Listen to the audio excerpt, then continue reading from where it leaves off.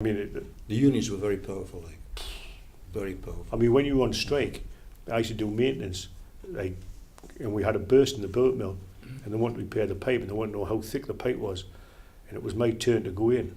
I had to go into the demi club, and there was a committee sitting there behind the desk, all with alcohol, full of glasses, and you had to sit and you had to tell them why you wanted to go in, and you got a chitty off them, and you walked down to the gates past the pickets, and you went in, and I had to go in twice in about 3 days, and the second time is exactly the same thing. I had to go and explain why I had to go in before you go in, and we got something like £35 for going in, I think.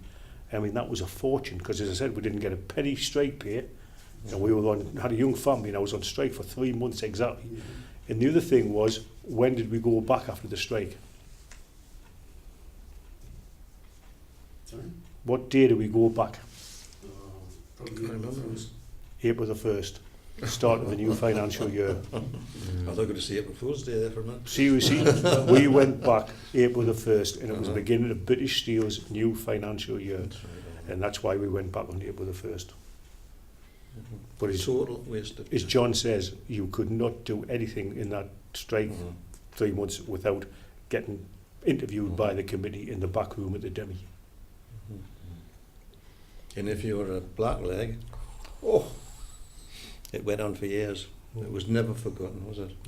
Yeah, it's just the same as the pit community, really. Oh, you never, yes. You never forget Oh, a yes. Scarborough, you know, whatever environment. It's that, Uh-huh. you know, I've seen that Yeah. myself where I've worked, you know, that. So, You always remembered that he went Uh-huh. he went back or whatever. I think the worst was the electrician strike, wasn't it?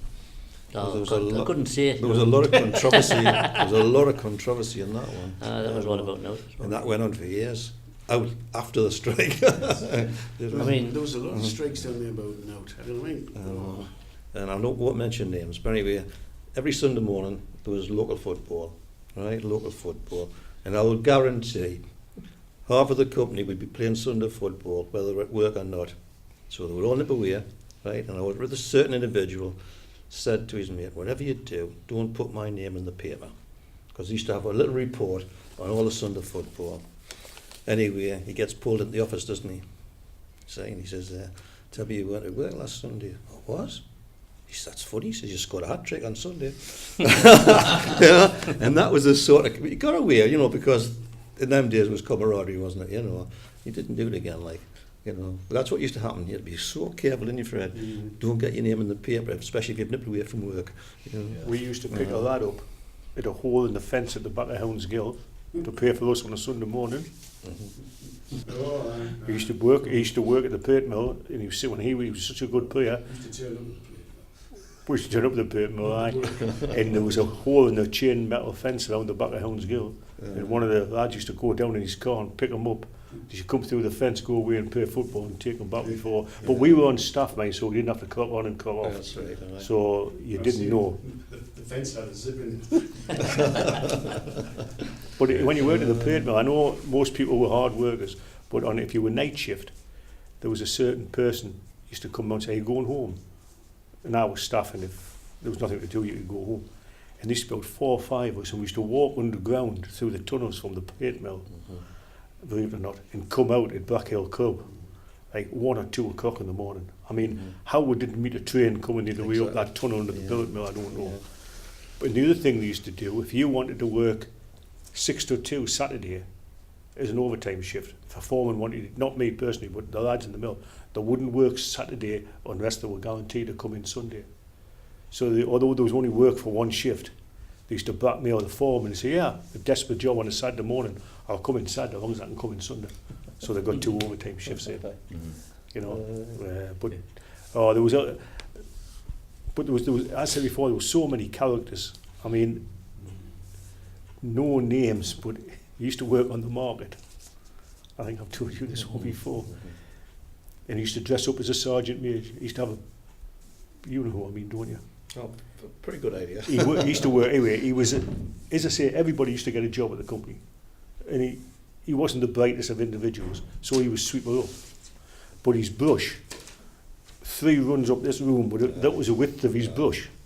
and we had a concrete base where they used to load the plates at the plate mill, and of course all the scale used to come off, and he used to spend all day sweeping the scale up from one end to the other into piles, and then come down with a massive big wheelbarrow and take it outside. And that's all he did all his life. He worked at the company. And we were walking up the bay one day, talking, looking about, and we tripped into one of his piles of dust and scattered it all over the floor. He appeared from behind this pile of plates with his brush, about 3 foot wide, chasing you. It was like somebody out of Benny Hill. You got away, but 2 days later, he'd be waiting for you when you went down. And he would literally hit you with his brush. Now, you're on about political correctness and health and safety. He got away with it. And he used to come walking up behind you and clout you with his 3 foot brush because you'd walk through his little pile of dust, you know. And he used to have a black tunic on, and he used to get the paint from off the hot bags. He used to paint one day he was a sergeant, next day he was a corporal, and he used to paint different chevrons on his sleeve on this black jacket. I mean, he was, he wasn't mentally disturbed, but he wasn't far of it. But I mean, can you imagine getting hit over the head now with a brush at workplace? But I think that's what big organisations can do, accommodate people who are less They able. do. You know, they're physically okay, but they might well be, you know... That's what I said before, that Took no matter who you were, what your ability was, you always got a job at the company, you know. The other good thing in all isn't the company, if you were prepared to work and put your butt about, so was promotion. Such a big complex. You have plenty of opportunities to go forward. See, people in them days retired when they were 65. There was none of this work until 70. So if your boss was, or your next up, he left, you were almost guaranteed to move up. I mean, we started with nothing and ended up being metallurgists. But I mean, when you're on about people being a bit eccentric, we had a boss before Sidebottom, right? And I went from 16-year-old to be interviewed in this great big office. Then he had a massive office. The desk was typical old office. And he sat there continually blinking. He had a continuous nervous blink. And he was a big chap, black hair, tash. And he blinked. And all the way through my interview, he ran model cars down his tie to see how near the edge of the desk he could get. And I always remember sitting there being interviewed, and one of these cars fell off the end of his desk. And I cannot remember to this day whether I left it on the floor or got up and picked it up. But you know who I'm on about. And he was the boss. This is my first experience from going in, and he was chief metallurgist at Constantine Company. And he sat all the time running these model cars down his tie. I was going to stop on for another year at school, and then I got the job as the office boy in the drawing office. So I took that. I'd actually started back at school in the September, and I got the job in the drawing office. And I left school, and the rest is history, as I see it. I mean, you But I think nowadays, today, I mean, there's too much emphasis put on university, Oh, without a doubt. where in those days you went and got a job and you worked your way up from the bottom, and you had a bit more common sense about you, I think, really. But there was no mollycoddle. You were one day. I mean, we used to stand the day I started. We stood in a big long line in the corridor. We were given a brown coat, a pen, pencil, and a notebook. And going on that, when your pen ran out, you had to prove your pen ran out before you were given another one off Joe. Remember? You had to go up, and you were never given another pen if there was any ink left in your biro. And we were all stood in alphabetical order.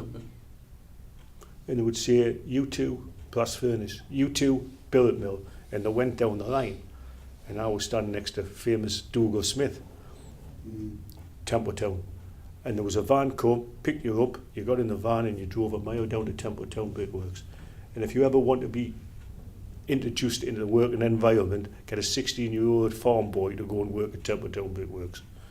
Because that was the funniest person in the world. And you went straight from school, straight to Templetown Brickworks, and they were mad. And I mean mad. I'll tell you, and this again is truthful.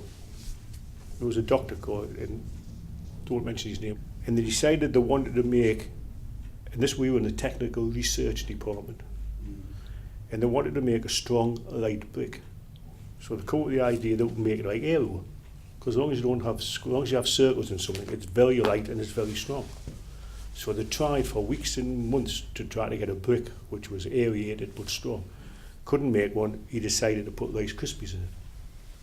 So we'd done all these trials, and he thought, right, we've got the mix right. And he made the mix, and he made them into shapes. And he put them outside to dry on a night, so they could fire them the next day. Come back to work the next morning, and all there was a pile of refractory material. The pigeons had been in it, all the Rice Krispies out of the bricks. And that's technical research that we used to do at Templeton. And I mean, that would actually happen every week, every month you did something, and it just went crazy. And some of these people, university graduates, we used to get people from university, both my children went to university. The ones we used to get at the company were terrible. They'd never been in. See, we were in the steelworks from day one. When we went in, you were in the job. There was no.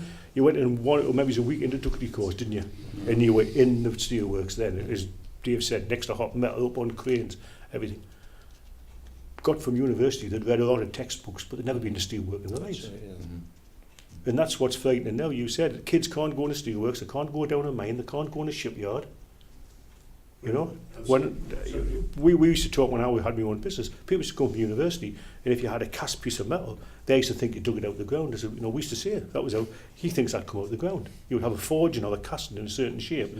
They didn't know steelworks, they'd never seen a blast furnace, they'd never seen stuff being melted, and that's unfortunately. We went down to Swan Hunters, we went down mines when we were in youth clubs. No way for kids to go these days. You're on about the university ones coming into the technical department. Do you know the polishing lab at the end upstairs? All the sockets in there were round pinned. So this guy comes in, I don't know what it was, obviously it might have been a hairdryer or something, I'm forgetting his name. He come in with a square pin socket, and he got it in there. And he bopped it with a piece of iron and shot it into the socket and set away doing what the hell he was doing. We were changing the labs actually. I'm saying it, but this one lab still had round pin plugs, sockets, and he put a square one in. And he got it. I think he picked one of the pieces of metal and just hit the back of it like that. And he shot it into the socket. Couldn't get the bloody thing out. Wait, it might have been you that told us. I don't know, but I went up to have a look and I said, I don't believe this. And that's the university. And there was one bugger, it might have been the same one, he used to come, I thought Norman was going to kill him one day. I worked in the workshop, we used to do the sample preparations and all that in the TRT, and we had this miller set up, and it cut a little V-notch in a little metal block, it cut a V-notch in it, and then it was all measured, then it was taken away and it was destroyed. That was the test. We had all this set up, and he come down and he said, can I borrow a hacksaw or something like that? And the miller's standing there and he just automatically gets the handle and starts turning it like that. Bloody Norman went up in the air. He was off along the corridor. He was going to bloody kill him because the machine was set and he'd wound it out of line. No, if he hadn't seen him do it and one of us come along and set it in, but probably the cutter would have been going down there and the job was over here somewhere. But that's university for you. You start winding the ruddy miller like that. That was the standard then. God knows what it's like now. I hate to think.